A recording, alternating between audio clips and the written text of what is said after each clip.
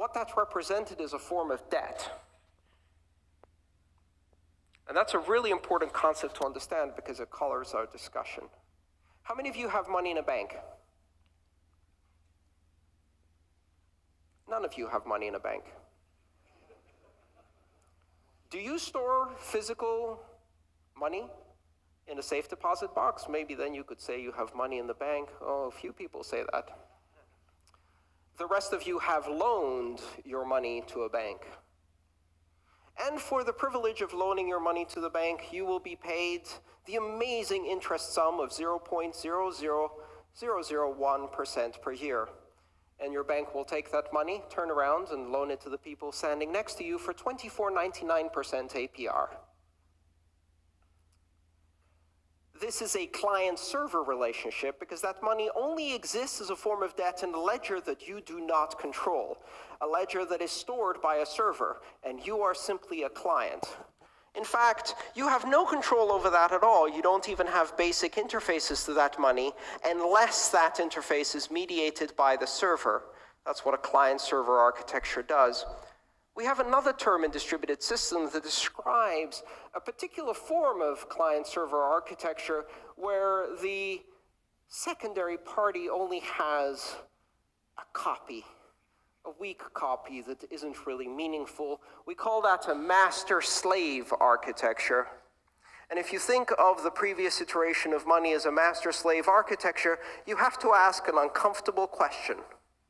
Who is the slave? Because in a system of debt, one of the two parties is always the slave. You are the client. You are not the server. And the server doesn't really serve you.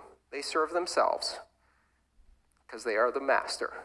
And that is the architecture of money we live in. That is the architecture of money we use in our civilization. An architecture of money where you have no control. An architecture of money where every interaction is mediated by a third party that has absolute control over that money. And today, if you go to the ATM machine and you put into your card, the bank may decide to give you your money.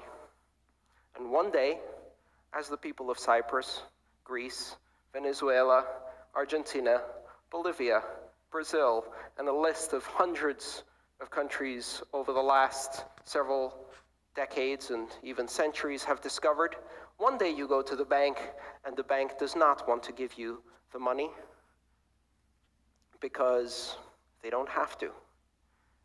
And that's the essence of a master-slave relationship.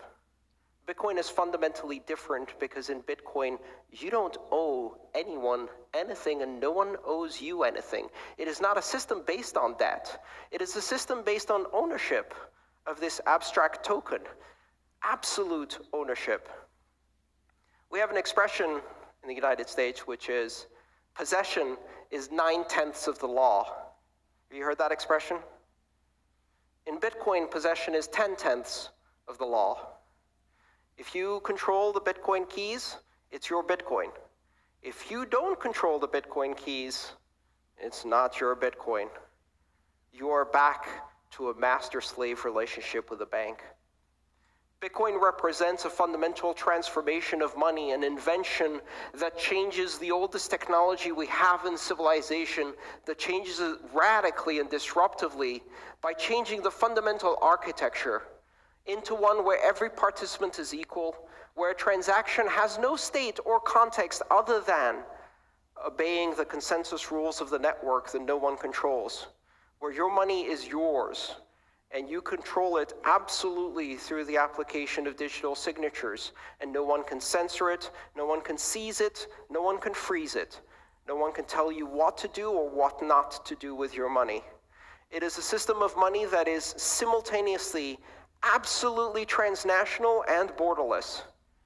And we've never had a system of money like that. It is a system of money that transmits at the speed of light, that anyone in the world can participate with a device as simple as a text messaging phone. And this represents a technological innovation that is terrifying to a lot of people because it is such a fundamental transformation of money. And what they will tell you is that they're worried. They're very worried. They're worried that criminals will use Bitcoin. But the truth is that they're far more terrified than all of the rest of us will. Thank you.